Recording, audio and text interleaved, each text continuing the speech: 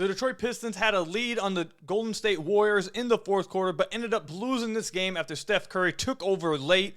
Should the Pistons and should Pistons fans be taking more victories at this point, or should it be win or nothing else? We'll talk about that and what went wrong in this game in today's episode of the Locked On Pistons podcast. You are Locked On Pistons, your daily Detroit Pistons podcast. Part of the Locked On Podcast Network, your team every day.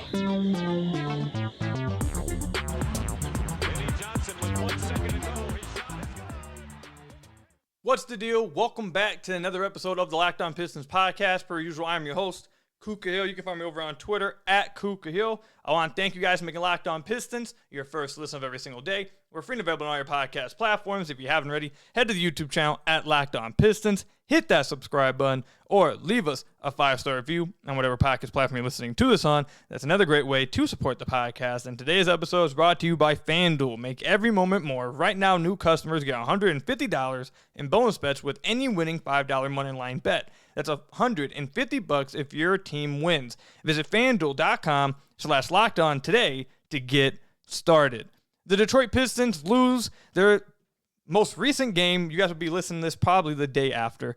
I'm recording it right after the Pistons lost to the Golden State Warriors, 120-109. Steph Curry scored 34 points, took over late in this game.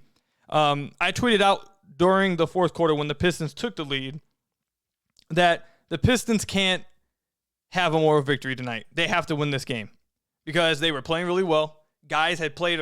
Multiple guys had been playing a really good game, and they had the Golden State Warriors on the ropes.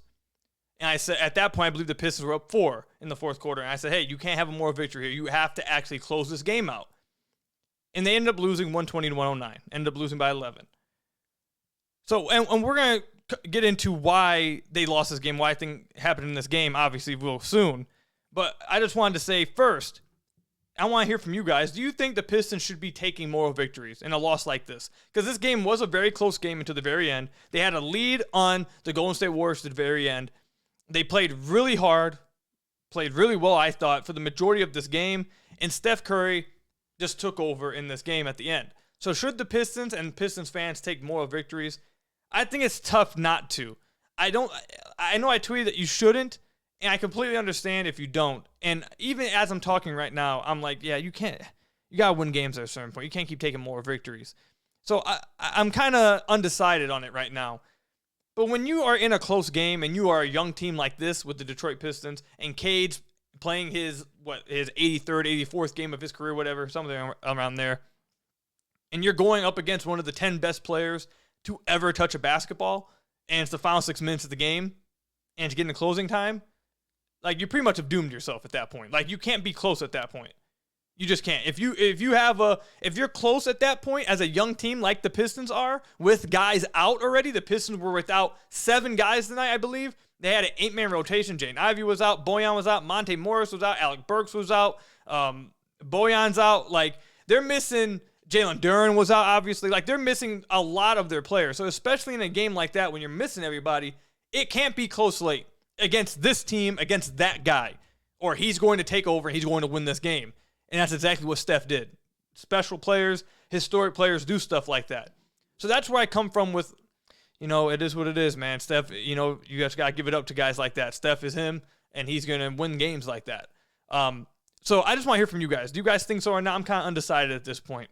However, why did the Pistons lose this game?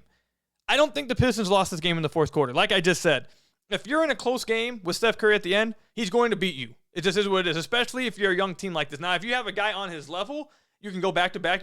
Hey, maybe you win a game. But if you're a young team like this, you don't want to enter these kind of situations for Steph Curry. You're going to lose. So I don't think the fourth quarter is what lost the Pistons the game. What lost the Pistons the game was the entire time before that, and more specifically, the third quarter, where the Pistons were really starting to play well, but they just couldn't secure defensive rebounds to stop defensive possessions. We're going to talk about Killian Hayes a little later, who had a tremendous game, but this possession jumped off the screen to me. So Killian Hayes was guarding, I believe, Steph on this possession. And you know how they run Steph off a ton of different screens. And on this possession, Killian switched on to 6 different times. And he closed out. He switched, stayed attached to the guy. It was probably his best defensive possession of the night. And he closes it off with a closeout on Sarge 3 from the top of the key, and he misses. Now, a defensive possession like that is a type of defensive possession that coaches clip, and they put on the board and say, hey, this is how we all have to defend. That was a great defensive possession from all 5 of us on the floor. This was great. This is what we need to look like every single game. That's the kind of thing you do, except you don't secure the defensive rebound. The Pistons don't get the defensive rebound. The Warriors get an offensive rebound, and they get a 3-point shot. They made it, obviously, off that offensive rebound. Now, that's just one possession, but it was happening all night. The Golden State Warriors had 17 offensive rebounds. That can't happen. Just can't happen. The Pistons, for example, or for comparison, the Pistons only had 7 offensive rebounds. Andrew Wiggins had 3. Draymond had 3. Kevon Looney had 2. Dario Saric had 3. Gary Payton had 4. That kind of thing can't happen. It just can't happen. You have to close defensive possessions out. It's been the Pistons' biggest issue the last 3 games. You can play good defense. You can close.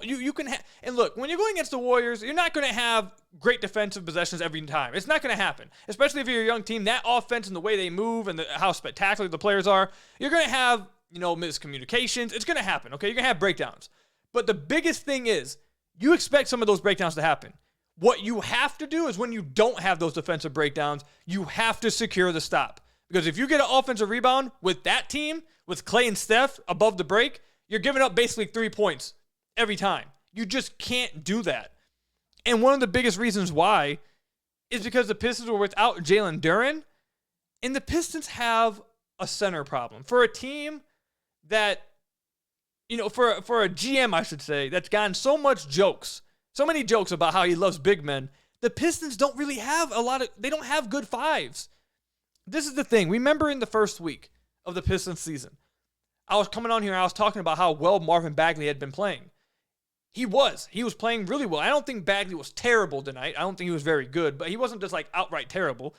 But in those games that he was playing really well, we mentioned this on the podcast, he was not playing a lot of minutes at all. He was only playing 12 to 15 minutes a game.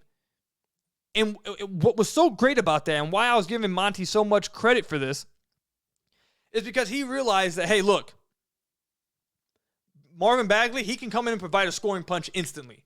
He can provide that, and that value will be felt in limited spurts. If you keep him out there for long spurts, he plays 24-plus minutes, 20-plus minutes, the longer he stays out there, the less his scoring punch provides, and the more his weaknesses start to pop up.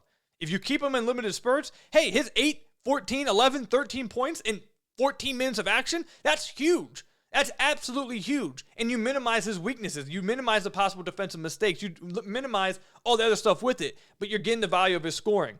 When the Pistons are without Jalen Duren, it forces Marvin Bagley, especially in this game, to play 24 minutes. He only had 2 rebounds, which killed the Pistons. He has to rebound better.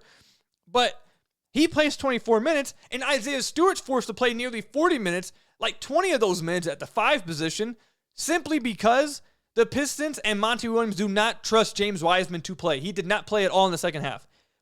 In a game where Jalen Duren just does not play at all, he's hurt, and you have 2 centers on the roster. You have 8 active guys. And James Wiseman can't crack more than 10 minutes because of how untrustworthy and how bad he's played over a preseason training camp. And even in this game, he was 0 of 3, had 3 rebounds and nothing else. The Pistons need better 5s. They need guys for when Jalen Duren is out or he's in foul trouble or he's hurt. In positions like this, or heck, if Marvin Bagley were to get hurt, and if you want to just keep Marvin Bagley as a backup 5 for those limited minutes, okay, I guess. Sure, I can see that. We talked about it just now. His value really good in those minutes. The Pistons need a third big that is a defensive big that gets rebounds. They don't need somebody on the third big that can try to score. They don't need a third big that wants to score. They don't need a third big that wants to post up, tries to hit hook shots, and wants to shoot the ball. And they don't need a guy who needs usage and wants to score. All they need is a third big that can play defense and rebound the basketball, because that's what they need. This team is preaching defense. The GM is preaching defense. The head coach is preaching defense. They want that to be the foundation. And it's early in the season, not overreacting anything. But you need players that fit that foundation to set that foundation. The Pistons don't have, if Duren is hurt, they just don't have an option at the center position outside of play Stu at the 5. And then what the Pistons have been doing as well, and the 3-guard lineup played really well tonight. Cade, Sasser, and Killian, they all played really well. But if you're playing it with Stu at the 5 and Asar at the 4, you're undersized and you're asking a lot of Stu and Asar on the glass, and you need those other 3 guys to get active on the boards. And none of them, I think, have rebounded how you'd like them to. Killian had 4. Cade had 4. Cade should be a much better rebounder than 4. He should be getting you like 6 or 7, I feel like. Needs to be more active on the glass. And then Sasser, obviously, undersized. So that's the kind of position that Monty Williams is really being forced into because they don't have another option. He can't trust Wiseman. Wiseman didn't touch the floor at all in the second half, I don't believe.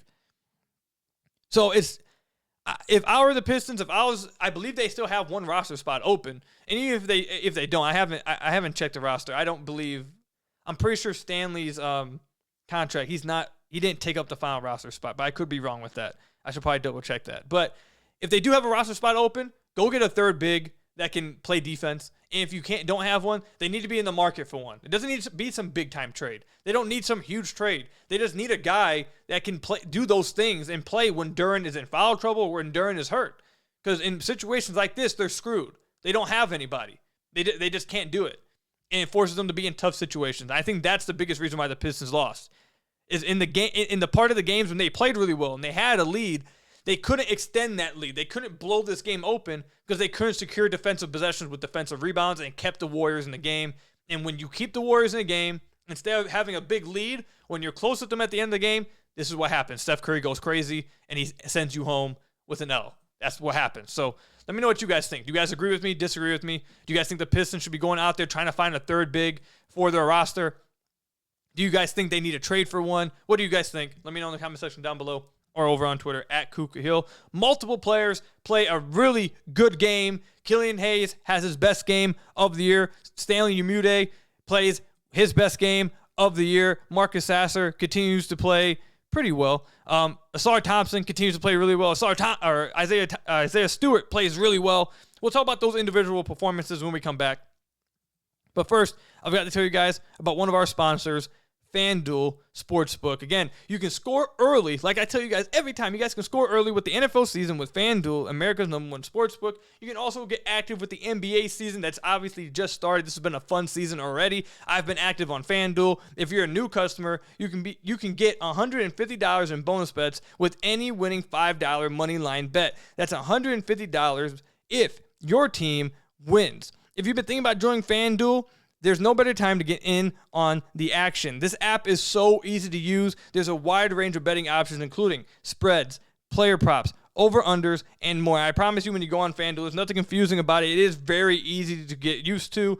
It's very self-explanatory. You don't need to go on there if you're not used to this kind of thing. You don't go on there and get confused and nervous about anything. It's very straightforward for you. And if you go on FanDuel and you look at the NBA section, if you go to Wednesday night's game, Boston Celtics versus the Philadelphia 76ers, they got the over-under in this game. Total points scored, 226. I'm going to go ahead and take the over. I think there's more points that are going to be scored. More than 226 points will be scored in this game between these two really good teams. But that's the kind of thing you can do over there at FanDuel. So visit FanDuel.com/lockedon and kick off the NFL and NBA season. That's with FanDuel, the official partner of the NFL. So I want to thank you guys again for making Locked On Pistons your first listen of every single day. We're free and available on all your podcast platforms. If you haven't already, head to the YouTube channel at Locked On Pistons, hit that subscribe button, or leave us a 5-star review for whatever podcast platform you are listening to this on. That is another great way to support the podcast.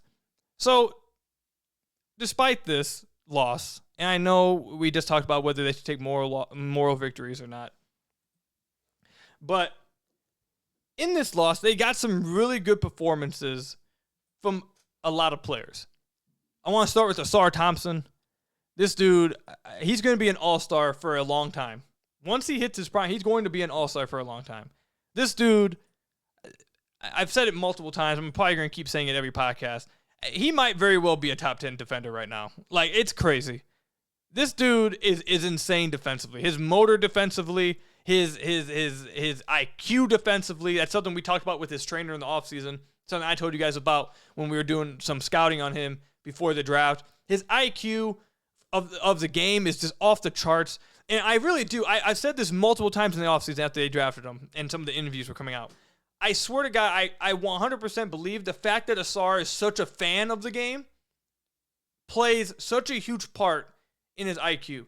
The fact that he loves basketball and loves the NBA to where he can name you, what this draft day trade was, who got drafted this at 11th in 2011. Like those questions that he was being asked after the draft, and he's just hitting all of them. And he talks about how much he loves basketball. He talks about how much he talks about his knowledge of the game, where not even like X and O's knowledge of the game I'm talking about. I'm talking about just knowing, who got drafted where, trades that happen, championships, who's made to this finals. Like just following the NBA and being that big of a fan of the NBA, what that causes you to do is you see the NBA, what's the word I'm looking for? Man, why I was about to say develop. I don't know why this word is escaping me right now, but grow. You get to grow and expand. You see the game go to a 3-point era. You get to see how teams play offense, how they play defense from one point to now. So he knows all of that. He's talked about that over and over about how, hey, this is how teams play nowadays. This is what we want to do. And he's very knowledgeable on that. And I think that very much helps him defensively for the Detroit Pistons. I think it's going to help him a lot throughout his career. The fact that he loves basketball and loves the NBA. And when he's not playing for the Pistons, he's watching NBA games. He's watching things other teams do. He's picking up on that stuff. He just loves that kind of stuff. He's a basketball junkie. And that's going to be great for his career. He's going to be an all-star for a long time in his career. He had 16 points, 7 rebounds, 2 assists, 4 steals, 6 of 10 from the floor, 1 of 4 from deep. One of those threes, or one of his made shots, was a 3, but he had his foot on the line, so technically it wasn't a 3, but I'm counting it for confidence. So I'm going to go ahead and say he actually was like 2 of 5 from 3. But I love the fact that he's still shooting threes, despite the fact that he's missing some. That tells me he has confidence. We talked about that in the last podcast. I just love that he's still shooting. Isaiah Stewart, tremendous game. First half, he hit 3 threes. They only took 1 in the second half. We'll kind of expand on that a little later. And man, I just realized, oh my goodness. I looked at the screen on YouTube. I saw on the side what our topics for today was. I realized I just spent the entire half of the first segment talking about what was supposed to be in the third segment. So I'm going to have to do an audible real quick. You guys it's not, what we're going to be talking about in the third segment. It's not going to be the backup 5, the third big spot. We'll be talking about something else. Stay tuned. I got something in my head I already know what I want to talk about, so just stay tuned for that. But I do got to make a live audible here. But anyways, Stu, he played really well. He had 17 points, 11 rebounds, 4 assists, 3 of 5 from deep, 5 of 9 from the floor. I love the fact that he's shooting, obviously, that he's shooting so well from beyond the arc, that he's shooting confidently, taking 5 threes within a game. And look, I know a lot of people have thought that I'm not a big Stu fan, and I wasn't the biggest believer in him, as big as other fans, obviously, as some of the fan bases. But there's one part of his game tonight that jumped off that I'm really happy to see him trying to improve on. And it's his passing. He had 4 assists tonight. Now, he did have 3 turnovers, but that's kind of part of it. You have to grow with those mistakes. But there was a possession that actually didn't even go the Pistons' way. Actually, it was a mistake he made, but it still showed progress to me. In the fourth quarter, Cade ran a pick and roll with him at the 5, and Cade got trapped. He hit it to Isaiah Stewart in the roll. In the short roll, CP3 rotated from the corner and stopped him at the dotted line. And what we saw from Isaiah Stewart was he didn't take the ball and just run through CP3 and get an offensive foul. He didn't just force up some running hook, whatever, because he got, he panicked. What he did, he caught the ball and tried to examine the immediate short roll kick pass to the corner, to the weak side corner or the weak side wing. Now, unfortunately, the Warriors did a tremendous job of rotating and taking those passes away before he can make those passes. And it took him too long. It took him a little too long to make that read. So he didn't end up making the pass, and he ended up missing the eventual shot he took. What he needed to do was make that read faster and eventually just say, okay, I got CP3 on me. I have to make a move and score real quick. That was the right decision. But the fact that you can see him during live time go through that process and the right process to make, you see him in live time realizing, okay, this is what I got to do. Corner, wing, not there. Okay, now I got to try to score. It's not getting there fast enough yet. It's not like high level, but you're seeing that be a part of his process, and that simply being a part of his process is a big deal to me. So I've loved everything I've seen from Stu so far this year. I think his development is looking really good, and I give him a ton of credit for how he's looked. He's He's looked really good to start this season. I got nothing but props for him. And then obviously Killian Hayes. Killian Hayes played tremendous tonight. He had 21 points, 7 assists, 4 rebounds, a steal, and a block. 8 of 12 from the floor, 3 of 4 from deep. Hey, I haven't said nothing about Killian Hayes over the last few games. I know he's a heated topic. If you bring him up at all, people spaz about it. And people just hate him. So if you bring him up at all and try to bring up what's actually happening and what the numbers are, they just assume that you're pushing a narrative, that you don't know what you're talking about, that you're just trying to push an agenda. I had tweeted out yesterday that over Killian's last 6 games, he was shooting 39% from deep. If you took away the first game where he was 0 of 6, he's shooting 39% from deep. He is now shooting 45% from deep over his last 6 games. Or what is it, 7 games now, right? Over his last 7 games, he's shooting 45% from deep. He still needs to improve. His efficiency from twos have to get better. He has to put more pressure on the rim. He has to be more consistent. This is not, a 7-game sample is nothing to get crazy about. But the idea that Killian wasn't shooting well from deep, it's a small sample size, but he was shooting fine from deep. That's like one of the only areas that he's been fine with over the last few games. You're seeing it get better and better, and tonight everything got put together. He was scoring from the mid-range. He was drawing free throws. He was playing tremendous defense. He was hitting his threes. This is the kind of consistent performance that Troy Weaver believes in, that Monty Williams believes in. And this is the kind of player that I see. This is why I believe in Killian Hayes. This is the kind of player that I think is within him. Whether he can actually sustain that kind of play, look, we'll see. We'll see if he ends up being able to do it. Monte Morris is coming back. We'll see how many minutes Killian Hayes even plays, if at all, when he comes back. But Killian has been trending up the last few games. He had been playing really good over the last few games, and fans don't really want to say that because they just hate him for no reason. Oh, not for no reason, but they just hate him, and they refuse to give him credit when he's playing well. So he's been trending up the last few games, and has been shooting the ball from deep outside the first game really well. So as long as he continues to do that,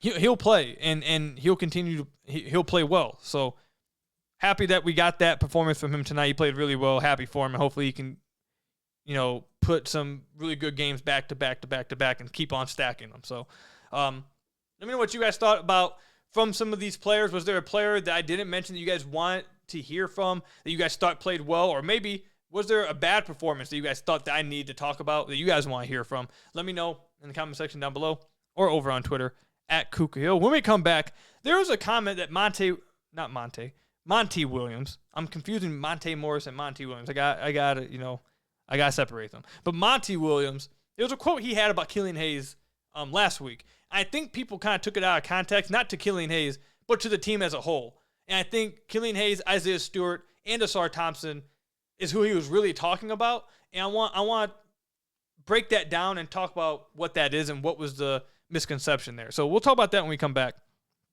But first, I've got to tell you guys about one of our sponsors, Jase Medical. We spend a lot of time talking together, you and I. We get fired up together on wins, losses, bad performances, good performances, who starts, who sits. I'm thankful for that connection that we have, and today I want to chat to be a little bit more personal. I just learned that you can get a 1-year supply on ED medications. You realize what that means?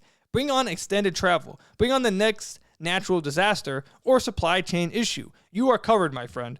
You don't have to worry about whether or not you can refill your generics for Cialis, Viagra, or any type of prescription, and this is possible because of our friends at Jase Medical. Go online right now at jasemedical.com to receive your 12-month supply on your daily medication. Remember to use promo code LOCKEDON at checkout for a discount as well. A verified customer had this to say about Jase, quote, "I am thankful for this service. Supply chain issues causes me to cut pills and have to have it. I ordered most of my daily meds with a year supply. I also ordered antibiotic kit. I feel secure now. Prices are lower than local pharmacies. I highly recommend this for everyone," end quote.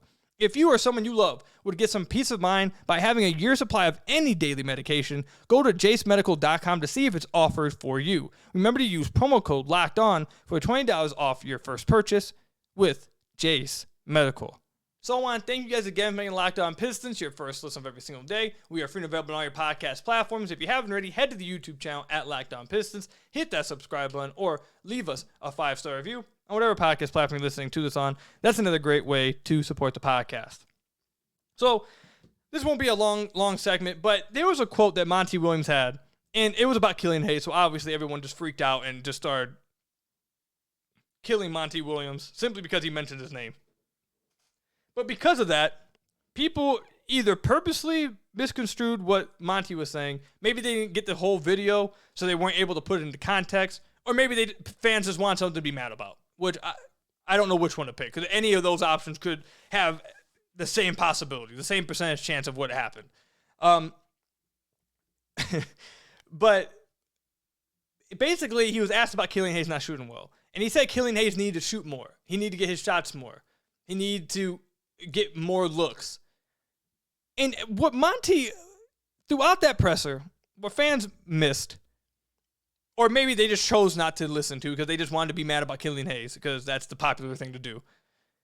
Monty Williams was not, at least from what I read, I was there. I was in the presser. I was in the media room when this question was asked and when he answered it. I heard all the other questions asked.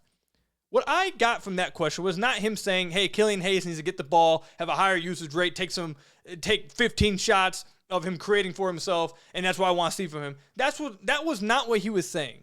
What he was saying, and it was something that is true, that he said over the last few days as well for Asar Thompson, and he said it multiple times with Stu. He even said it after today's game with Stu. What he was trying to say, again, not just about Killian, but about Stu, but about Asar, about any player that's on the court. And he mentioned this with Cade, creating these looks for him too. Cade needs to pass the ball to his open teammates, which he's been doing the last few games, which has worked. It's worked. His guys are hitting more open shots. They're gaining confidence, and games have looked better. With that, they're going to get more looks. So when Monty said that Killian needs more looks, he wasn't just talking about Killian. He was talking about more guys, but he was saying those guys need to get more threes up. They need to shoot more open threes. When they are open, they need to be given the ball, and they have to get those threes up. Even after today's game, he said that he told Stu he needed to get more threes up. And I agree with them. Stu had open threes that he hesitated on, didn't take it, didn't attack a closeout, and kind of just stood there and then ended up doing a DHO. And sometimes it scored, sometimes it didn't. But if you are open, if Cade is generating this kind of open look by kicking out to you, which, again, I'm going to continue to say, whether Cade doesn't trust him as much or maybe he doesn't see it, I don't think Cade doesn't see it. Cade has really great vision. So I think at times he has, he struggles with trusting some of these guys out here and feels like he has to do everything. He feels like the weight of the world is on his shoulders and he has to be the reason why they come back or no one else is going to be, which I get to a certain degree. But he has to trust the teammates and hit these open guys, which is what Monty was talking about. Stu needs to get more open looks because they're there, and he has to shoot them when they're open. The same thing with Killian Hayes. You're seeing Killian shoot well from deep. He's shooting 45% from deep over the last 7 games. When he has an open three, you have to hit him, and he has to take it. He cannot hesitate. He cannot try to do something else, some ISO, whatever. He has to take the open looks. Asar Thompson, he has to take the open looks. With Asar, I think Asar's been doing a really good job of that. When he gets an open three and they sag off him, he's taking it instantly. He's not thinking about it. He's catching and shooting. Whether he makes it or not, whatever. The process was good. That's what you want to continue to happen. That's what Monty Williams was trying to say. He was not saying Killian Hayes needed to ISO and take more shots. He was just saying that he needed to get more open looks and more of his shots, which was open catch and shoot threes. And sure, maybe he meant like tonight. We saw Killian take I think 3 mid-range shots. He got to his spot, snaking pick and roll, and was able to hit his middies. Sure, he meant like he needs to take his comfortable shots, sure. But more so what he was saying in that presser and what he said multiple times in multiple pressers since then is that these guys have open looks from 3. Cade has to hit them, and these guys need to take them. Killian needs to have, how many threes did he take tonight? 4. He needs to be taking around 4 or 5 threes a night if the guys are going to leave him open. Stu, he took 5 threes tonight. He needs to be taking 5, 6 threes if guys are going to leave him open and you're kicking out to him. Asar is taking 4 threes. He has to take 4 threes if guys are going to, that's what Monty was speaking to. Shoot the ball with confidence, which is what he also said in that Killian quote. Shoot the ball with confidence. This was all he was trying to say. His guys need to shoot the ball with confidence. His the teammates need to trust them enough to have confidence in them to kick the ball out and hit them. And they need to have confidence to get those shots up because they are good looks. They're good looks for them. They're good looks for the team. And the only way this team is going to thrive is if they continue to take those good open looks with confidence. So that's what Monty was trying to say. I had to come on here and defend him and really break down that quote because I was there. And this was one that with me in attendance, I can break down and say, hey, I heard these other questions. I know what he was trying to say. people are taking this the wrong way and they're really getting mad about nothing. I don't know if I broke it down that day, fans would have cared because, again, it was about Killian Hayes and everyone just gets mad as soon as his name gets mentioned. So, but yeah, that's what Monty was trying to say, and he's 100% right. He's 100% right, and you saw it tonight. Killian hit 3. Stu hit 3. Asar hit 1. Like, the offense flows better when those guys just don't hesitate and they get those open looks. If they make them, obviously it looks even better. When Stu's hitting 60% of his threes, it looks better. When Killian's hitting 75% of his threes, it looks good, obviously. But those are the looks that need to be generated. Those are the looks these guys need to be taking. And they need to be taking a lot of them if they're going to be given to them. That's just what's going to have to happen. That's how you grow. That's how you get better. And that's how you can generate good offense. So that's what Monty was trying to say. I had to come on here and defend him and really talk about that because it was really getting on my nerves that everyone was like using this quote against him and freaking out when it was very clear to me and everyone else who was in the room. And I feel like really if you just were paying attention the last few days to all of his quotes, that's what he was trying to say. So, but that's all I've got for you guys today. Thank you guys for making Locked On Pistons your first listen of every single day. We're free and available on all your podcast platforms. Hit that subscribe button to the YouTube channel. Leave us a 5-star review on whatever podcast platform you're listening to us on. And hey, shout out to Tim Botemps. He said that we needed to punt Killian Hayes to the moon. Maybe we might need to punt you to the moon, my guy. 21 points, 7 assists, 8 of 12 from the floor, 3 of 4 from deep. This isn't the first time that Tim Botemps has tried to take a shot at Killian Hayes too on a podcast. So, hey, maybe you should keep talking crazy about him, and maybe he comes out and keeps playing well. But in the meantime, I think we test out that whole experiment of punting Killian to the moon. Maybe we should try punting you to the moon and see how well it goes. Let me know how it goes. But that's all I've got for you guys. Catch you guys in the next one. Till next time, peace out.